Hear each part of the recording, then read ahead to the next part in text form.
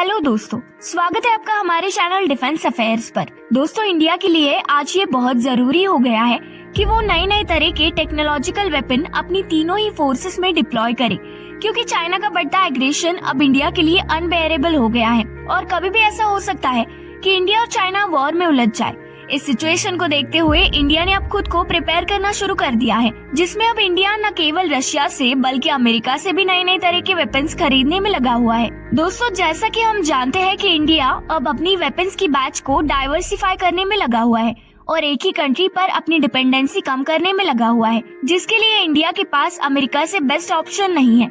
America भी India को Russia से दूर करने में लगा है और चाइना के बढ़ते खतरों को लेकर इंडिया की तरफ ज्यादा इंक्लाइन हो रहा है। इसीलिए अब इंडिया और अमेरिका के डिफेंस रिलेशन कुछ ही सालों में काफी ज्यादा मजबूत हो गए हैं और ये दोनों देश कई मिलिट्री एक्सरसाइजेस में भी एंगेज हो रहे हैं। ऐसी ही एक एक्सरसाइज की बात करें तो कोप इंडिया 2023 को इंडियन एयरफोर्स और अमेरिकन एयरफोर्स के बीच में कंडक्ट किया जाएगा, जिसमें अमेरिका ने अब ये डिसाइड किया है कि वह F-15 ईगल को भी एक्सरसाइज के लिए भेजेगा।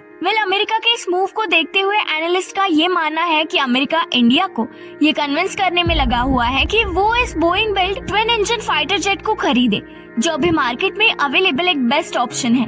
अगर हम देखें तो अमेरिकन गवर्नमेंट ने बोइंग को F-15 जेट्स इंडिया को बेचने की परमिशन दे दी है। इसके अलावा F-15E और इवन सुपीरियर F-15EX का भी ऑफर इंडिया को दिया गया है। इंडिया ने हाल ही में 36 राफेल एयरक्राफ्ट्स को फ्रांस से एक्वायर किया है और अब इंडिया अलग अलग तरह के medium multi role combat aircraft को भी खरीदना चाहता है, ताकि वो लाइट कॉम्बैट एयरक्राफ्ट तेजस और सुकोई 30 MKI के बीच का गैप फिल कर सके।